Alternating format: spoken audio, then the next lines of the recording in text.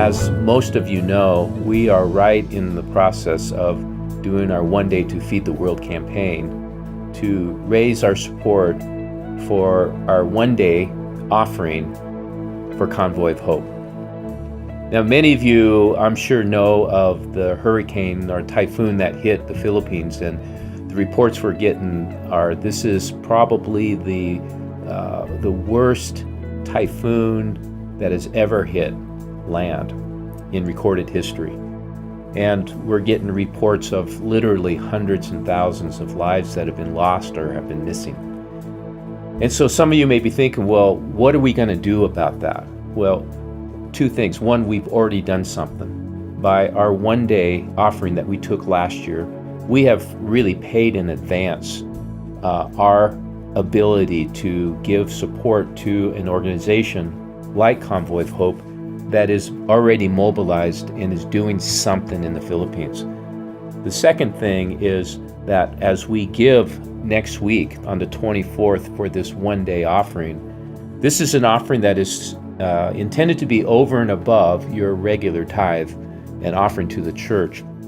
But we would pray about taking what would be the equivalent of one day's wages and giving it to Convoy of Hope, and they're able to multiply that 5 to 7 times in buying supplies.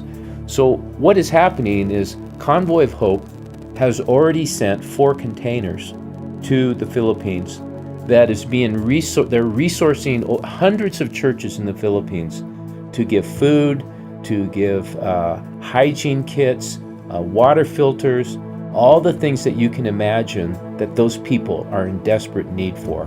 And as it's being resourced through the church, the gospel is able to be presented to every person that they give to.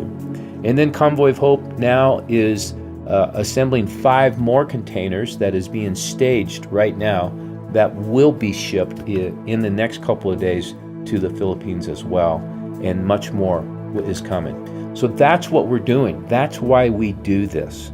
And I just want you to know, I think this is one of the most important things that we as a church can be engaged in. God bless you. Thank you for your heart for those that are suffering so desperately in the Philippines. And let's continue to band together to bring hope through Convoy of Hope to the people in the Philippines. Bless you guys.